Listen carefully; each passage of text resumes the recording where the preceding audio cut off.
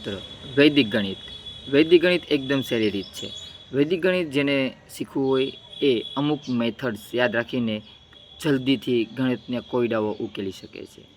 ગણિતના કોયડા ઉકેલવા માટે એકદમ સરળ અને સાચી જે જૂની રીત છે આપણી વૈદિક ગણિત છે, જે એકદમ સરળ રીત છે અને એ રીત દ્વારા કોઈ પણ કોયડા ઉકેલી શકાય છે મિત્રો.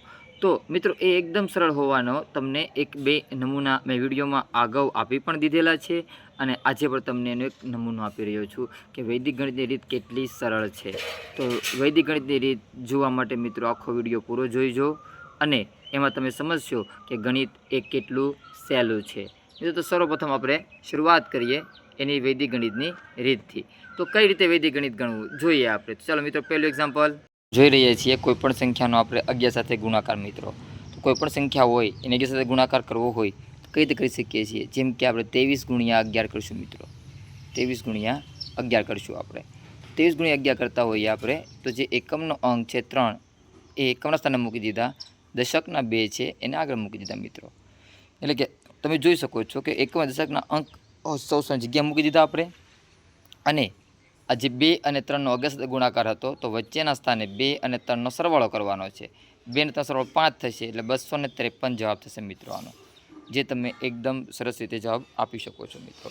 હજી એક ઉદાહરણ જોઈએ આપણે. સમજો કે 53 ગુણ્યા 11 કરી રહ્યા છીએ આપણે.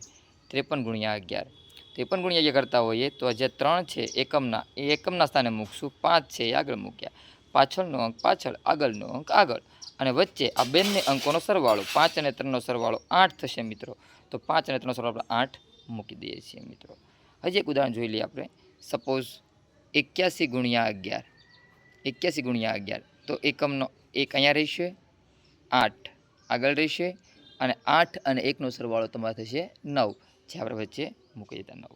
તો મિત્રો આટલી સરળ પદ્ધતિ છે, આટલી સરળ રીત છે. તમે ઉદાહરણ જોઈ શકો છો. મેં ત્રણેય ઉદાહરણ તમને અહીંયા બતાવેલ છે વિડીયો કેપ્ચર્સમાં, જે તમે જોઈ શકો છો મિત્રો.